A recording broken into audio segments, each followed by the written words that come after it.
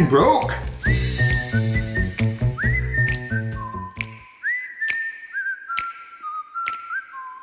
Hello, my name is Joseph Sefer. I'm a group engineer manager at Microsoft, and today I'm going to be making Colombian empanadas or empanadas colombianas.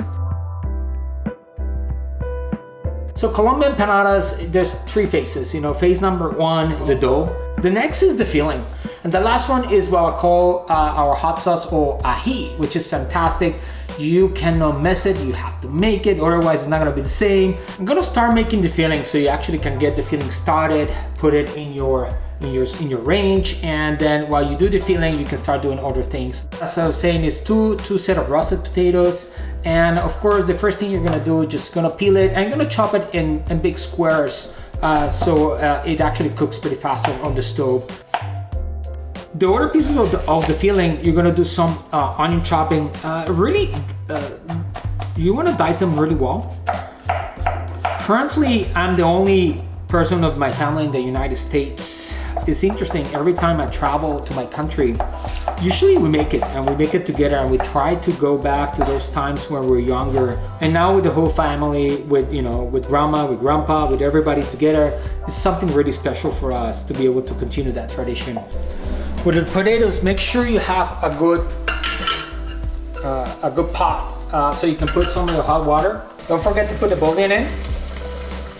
Bring your potatoes, put them inside, and cook them until they are well cooked.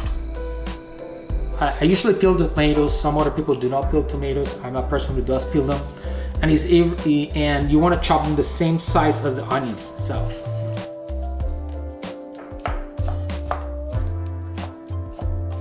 So you're gonna put them back on the stove.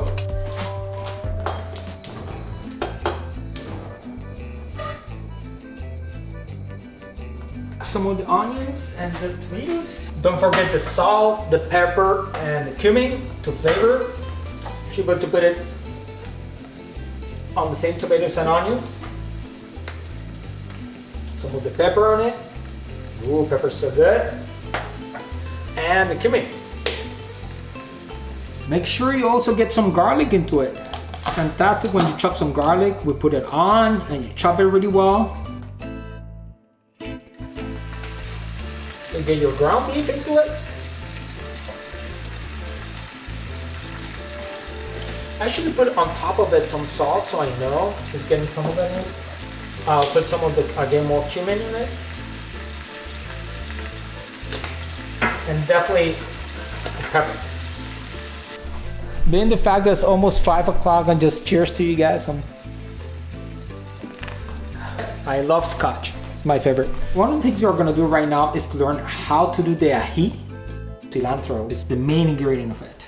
I usually cut the stem and I just take care of using all the leaves, in that sense. And you're gonna chop them, really gonna mince it, without smushing it. Once you smush it, it doesn't taste that good. So once I left Colombia, I went to Puerto Rico to grad school. I went to do a master's degree in industrial engineering. That's actually my background. And I spent 2 years there. I also actually taught 2 years in Puerto Rico as a professor.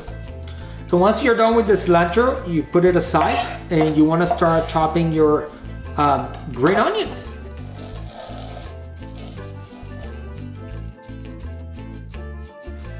And next, you're gonna do your tomatoes. Once you mix it together, it's gonna look like a pico de gallo, which is a Mexican dish.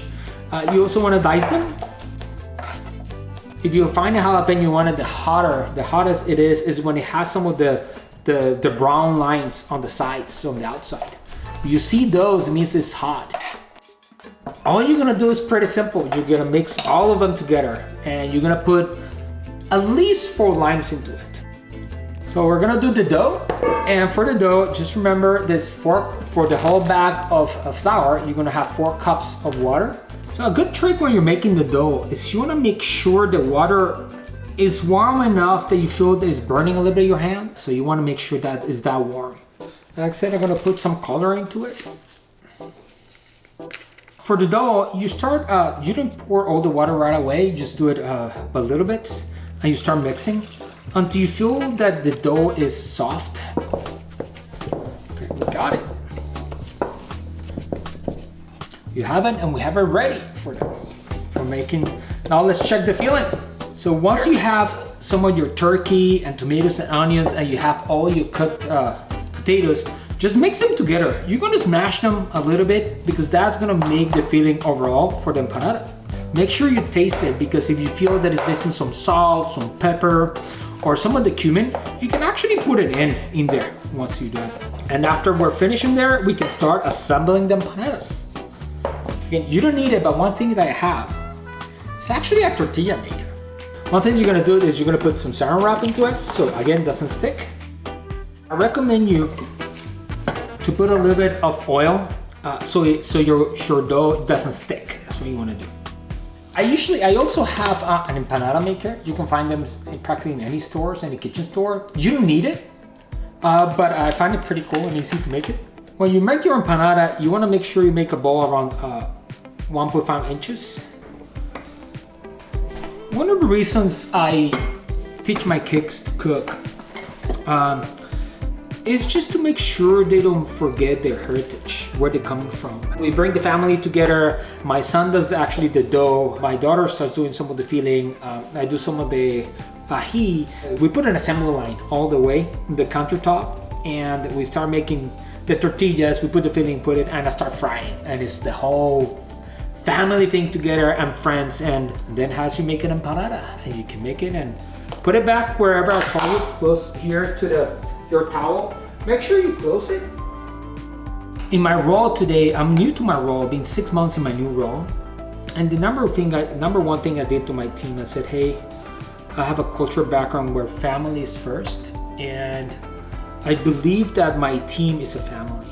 And we can see that we can have respectful discussions on challenging topics, but it makes the topic, like the conversation, more diverse and much better, and it makes the product that we build much better and much complete, something that we love a lot. You want to deep fry it.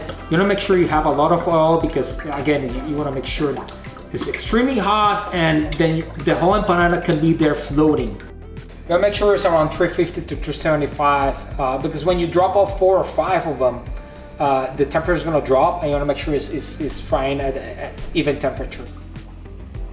One thing you're gonna notice is they're gonna look like crunchy. Once they they're looking crunchy, then you're gonna put them in, you just pull them out, See, they look a little brownish.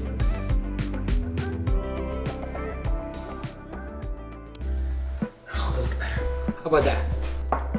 We have the empanadas already all done or fried. We have the ají or your hot sauce in there. The best thing is to just use a little bit of that sauce and make sure you grab it and put it in, and wow, that looks so good. I'm gonna eat it so much, but a good bite. I can feel the flavors. You can see the cumin is awesome, and everything's perfect. It's been fantastic. Thank you so much for watching. We'll see you back in the next episode. Thank you.